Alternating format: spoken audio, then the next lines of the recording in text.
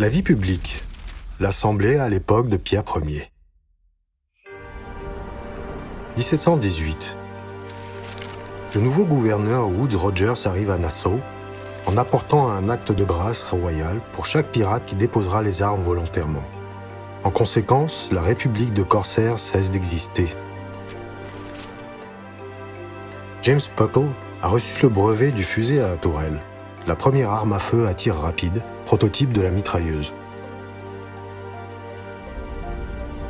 En novembre, Pierre publie le décret relatif aux assemblées en tant que réunion libre. Saint-Pétersbourg, Pierre Ier a 46 ans.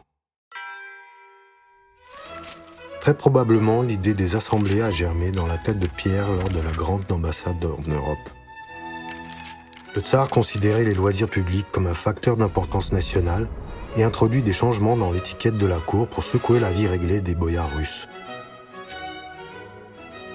Les réunions s'organisent régulièrement, bien avant le décret officiel, dans les maisons des nobles.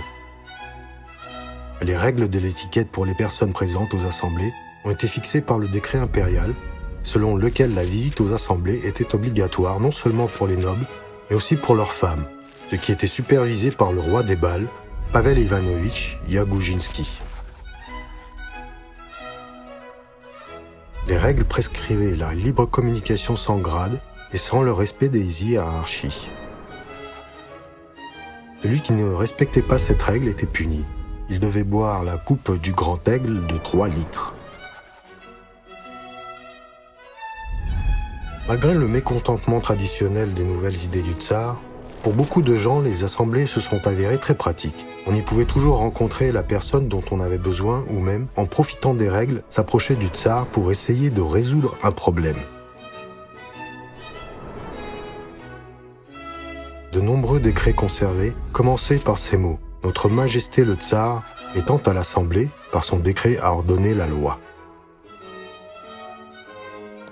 Voici le tableau d'Alexis Perepelkine, La vie publique, l'Assemblée à l'époque de Pierre Ier.